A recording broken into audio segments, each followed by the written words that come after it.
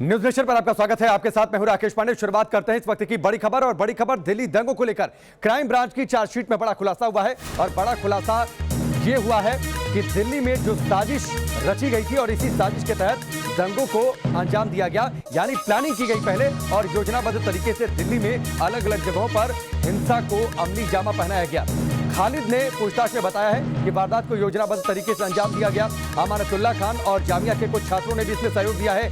CAA, NRC और NPR पर लोगों को भड़काने की साजिश रची गई और भड़काने के बाद दिल्ली के अलग अलग इलाकों में दंगों की आग सुलगा दी गई।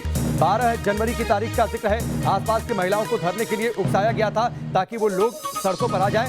दिल्ली में साजिश के तहत हुए थे दंगे। क्राइम ब्रांच की चार्जशीट में ये बड़ा खुलासा हुआ है और लगातार इस बात को लेकर सवाल उठ रहे थे कि दिल्ली के अलग अलग इलाकों में चरणबद्ध तरीके से जिस तरीके से लोग सड़कों पर आए, क्या उन्हें उकसाया गया था? क्या किसी योजनाबद्ध तरीके से पहले लोगों को सड़कों पर उतारा गया, उसके बाद हिंसा भड़काई गई ताकि हंगामा ज्यादा हो और आग ज्यादा फैले? दंगों में CAA, NRC और NPR को लेकर दंगे हुए थे।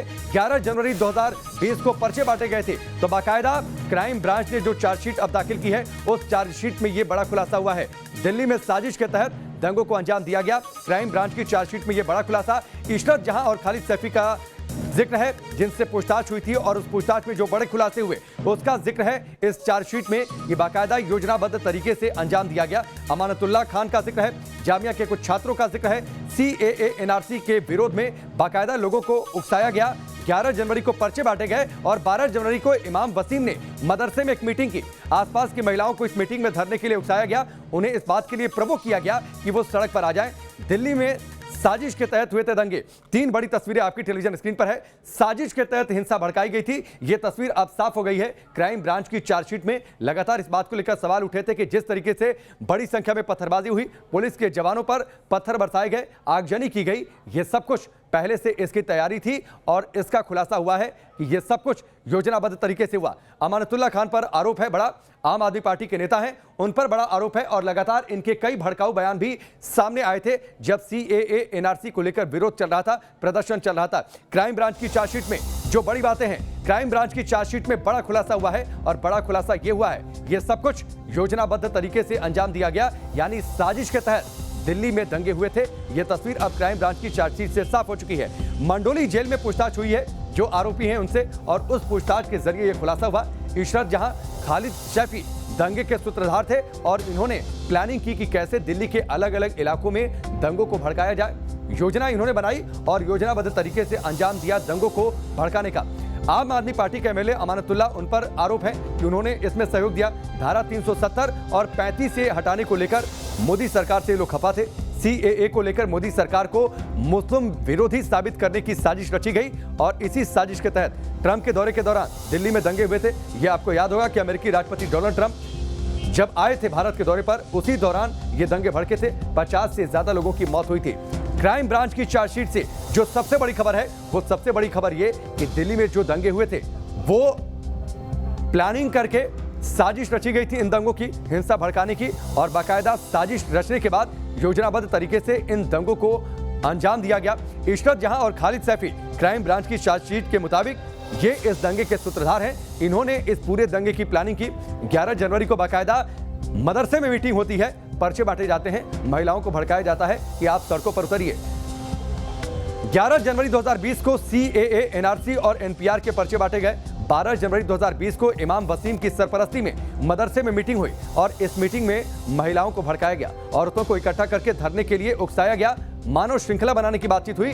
13 जनवरी को पेट्रोल पंप खुरेजी के पास धरने पर बैठे थे लोग, उस दौरान वहां पर भड़काऊ भाषण दिए गए। 23 फरवरी को अमेरिका के राष्ट्रपति डोनाल्ड ट्रंप के आने की बात भी हुई। दिल्ली में अलग अलग जगह रोड जाम करके प्रोटेस्ट का प्लान बना कि जब ट्रंप पहुंचे तो उस दौरान एक बड़ा विरोध प्रदर्शन हो देश की राजधानी दिल्ली में। तो जो दिल्ली दंगे की बड़ी डेडलाइन है 11 जनवरी, पहली अहम तारीख जिस दौरान पर्चे बांटे गए। 12 जनवरी को एक मीटिंग होती है मदरसे में और इस मीटिंग में लोगों को भड़काया जाता है, औरतों को इकट्ठा करके धरने के लिए उकसाया गया। रुमानुल्लाह हमारे सहयोगी हमारे साथ जुड़ चुके हैं, सीधे उनका रुख करते हैं। रुमान, सबसे पहले जो क्राइम ब्रांच की चार्जशीट में सबसे बड़ा खुलासा है, लगातार इस बात को लेकर सवाल थे कि दिल्ली में जिस तरीके से दंगे भड़के, लोगों ने जिस तरीके से पत्थरबाजी की, जिस तरीके से आगजनी की, यह सब कुछ बड़े पैमाने पर बिना तैयारी के नहीं हो सकता था। अब यह तस्वीर साफ हो गई है, बाकायदा साजिश रची गई, योजनाबद्ध तरीके से दिल्ली में दंगों को अंजाम दिया गया।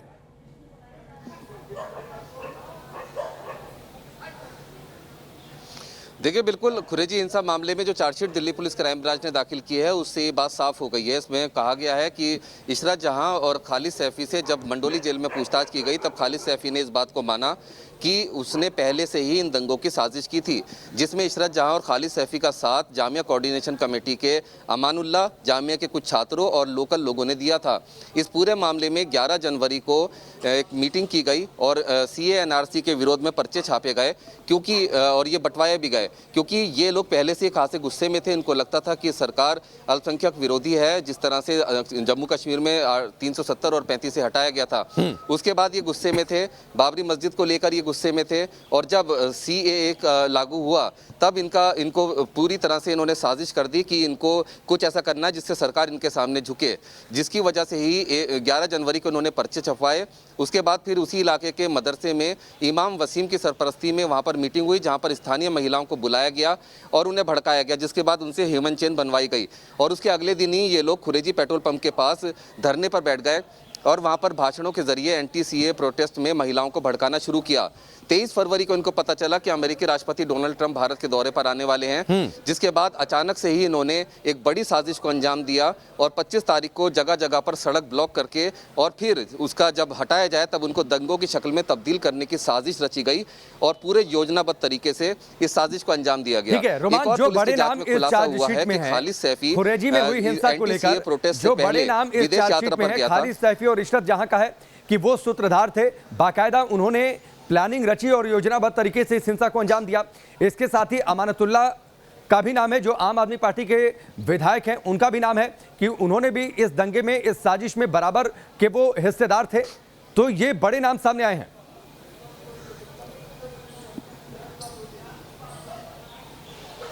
देखिए, इसमें जामिया कोऑर्डिनेशन कमेटी के सदस्य अमानुल्लाह का नाम है और जामिया के कुछ और दूसरे छात्रों का नाम है, साथ ही खालिद सैफी और इशरत जहां का नाम है। इस मामले में सबसे बड़ी एक और जानकारी आई है जो पुलिस को जांच में सामने आया है कि खालिद सैफी ने NTCA प्रोटेस्ट से कुछ समय पहले विदेश यात्रा की थी और वहाँ पर वो डॉक्टर जाकिर नाइक से उसने मुलाकात की थी, जिसके बाद उसकी NGO को काफ़ी फंडिंग भी विदेश से मिली थी, जो कि गल्फ कंट्रीज से थी, और PFI का पैसा भी आया था। इस चार्जशीट में इस बात की भी जानकारी दी गई है कि इन पूरे दंगों की साजिश के पीछे PFI ने बड़ी फंडिंग की थी। और सबसे बड़ी बात यह कि खालिद सैफी वही आदमी है जो उमर खालिद के साथ ताहिर हुसैन से मिला था शाहीन बाग में NTCA प्रोटेस्ट में, और यहाँ पर उसने ताहिर हुसैन को कुछ रकम एडवांस भी दी थी और बड़े दंगे के लिए तैयार रहने को कहा था। मतलब जब NTCA प्रोटेस्ट चल रहे थे तभी से खालिद सैफी, उमर खालिद और ये तमाम लोग दंगों की प्लानिंग कर रहे थे कि किस तरीके से इस प्रदर्शन के जरिए लोगों का गुस्सा भड़काया जाए और उसको किसी तरीके से आपने खालिद सैफी का जिक्र किया। खालिद सैफी को लेकर तो एक और बड़ा खुलासा हुआ है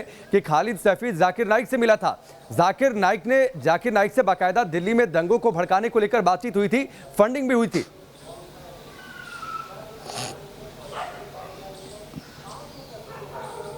बिल्कुल, और ये उसकी ट्रैवल हिस्ट्री से, उसके पासपोर्ट की रिकॉर्ड से और जो विदेश यात्राएं उसने की थी उससे पता चला है। पैसा जुटाने के लिए वो लगातार विदेशी यात्राएं कर रहा था और एक विदेशी यात्रा के दौरान डॉक्टर जाकिर नाइक से मुलाकात की थी, जिसके बाद उसके NGO में काफ़ी पैसा भी आया था जो कि विदेशों से आया था, गलत तरीके से आया था। उसके बाद ही NTCA प्रोटेस्ट की बुनियाद रखी गई और उन NTCA प्रोटेस्ट के जरिए लोगों का गुस्सा भड़काकर उनको दंगों की शक्ल में तब्दील किया गया। ये तमाम चीज़ें अब खुलकर सामने आ रही हैं, लेकिन सीधी बात है कि जिस तरह से PFI का पैसा आया था और कौन ये लोग थे जिन्होंने इस पूरे दंगों की फंडिंग की, जल्दी उनके चेहरे से भी नकाब हटेगा।